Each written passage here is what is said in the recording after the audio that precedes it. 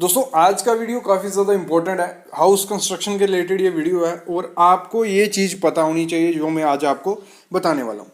सामने आप देख रहे हो जो प्लिंथ बीम, अगर हम इसे बोलें, या हैच बीम की कंस्ट्रक्शन बेसिकली ये की जा रही है।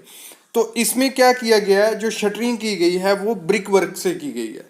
तो आज का यही क्वेश्चन है, कमेंट्स आ रहे थे काफ़ी दिनों से, सर हमें ब्रिक वर्क से शटरिंग करनी चाहिए या जो हमारी नॉर्मल शटरिंग रहती है वो करनी चाहिए। तो वही चीज़ आज इस वीडियो में मैं आपको बताने वाला हूँ। क्यों हम ब्रिक वर्क की शटरिंग करते हैं, अगर करेंगे तो वो सही है गलत है, या उसको सही तरीके से करना क्यों है, मतलब कंप्लीट इस चीज़ पे हम बात करेंगे। तो कंप्लीट वीडियो देखना, आपके भी काफ़ी काम आएगी। क्योंकि जब आप अगर किसी कॉन्ट्रैक्टर से कंस्ट्रक्शन करवा रहे हो या खुद कंस्ट्रक्शन करवा रहे हो तो ये चीज़ें ध्यान देनी पड़ती हैं। तो सबसे पहले मैं बात करूं, ये जो सामने हैच बीम के लिए शटरिंग की गई है ये खराब है। मतलब ऐसी अगर आपको ब्रिक वर्क से भी शटरिंग करनी है तो ऐसी आपको कभी नहीं करनी है। क्यों कभी नहीं करनी है मैं आपको बताता हूँ। देखो, ब्रिक वर्क से शटरिंग जब हम करते हैं तो उसमें सबसे पहला मेजर ड्रॉबैक क्या रहता है, जो आप इसमें कंक्रीट डालोगे, कंक्रीटिंग करोगे, तो जो ब्रिक होंगी, जो बाहर वाली ब्रिक है, वो कंक्रीट के अंदर जितना भी पानी होता है उसको सोख लेती हैं। अगर आपने ब्रिक को पहले 24 घंटे भिगो के पानी में सोख करके नहीं लगाया तो वो उसके अंदर जितना भी पानी होगा उसको सोख लेंगी, और जो आपका बचेगा कंक्रीट वो सिर्फ राख बचेगी। उसमें वो स्ट्रेंथ नहीं रहेगी जिस हिसाब से उसको डिजाइन किया गया होगा, M20 या M25, वो वाली स्ट्रेंथ उसमें नहीं बचने वाली, ये गारंटी होती है। दूसरी चीज, जब भी आप ऐसी शटरिंग करो मतलब ब्रिक वर्क की, तो जैसे आप सामने देख रहे हो ये ब्रिक्स रखी हुई हैं, सिर्फ मतलब लाइन में रख दी हैं और इसके बीच कंक्रीट कर दिया जाएगा। तो ये गलत है। गलत क्यों है? जब इसमें हम वाइब्रेटर जो होता है, वाइब्रेशन हमें चाहिए होती है वॉइड्स खत्म करने के लिए कंक्रीट की, जब हम वाइब्रेटर करेंगे ये ब्रिक्स भागती जाएंगी।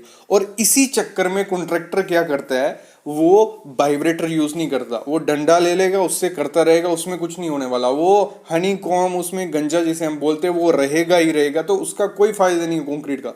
और सबसे पहले बीम या कॉलम, जिस चीज के चारों तरफ ऐसी ब्रिक वर्क की आपने, वो वहीं से फेल होगा, ये हमेशा ध्यान रखना। अगर अभी मैं बात करता हूँ, आप किसी कॉन्ट्रैक्टर से कंस्ट्रक्शन करवा रहे हो, तो अगर वो बोलता है कि हम शटरिंग की जगह ब्रिक वर्क कर देते हैं वो सही रहेगा, वो गलत है। वो अपनी शटरिंग बचाने के चक्कर में, जहाँ तो उसके पास शटरिंग होगी नहीं, या क्या होगा, क्योंकि ब्रिक वर्क जो होगी वो आपके खाते में ही आने वाली है। मतलब ब्रिक वर्क वहीं से उठा के वो आपकी यूज़ करेगा, वो आपके खाते में ही जाएगी।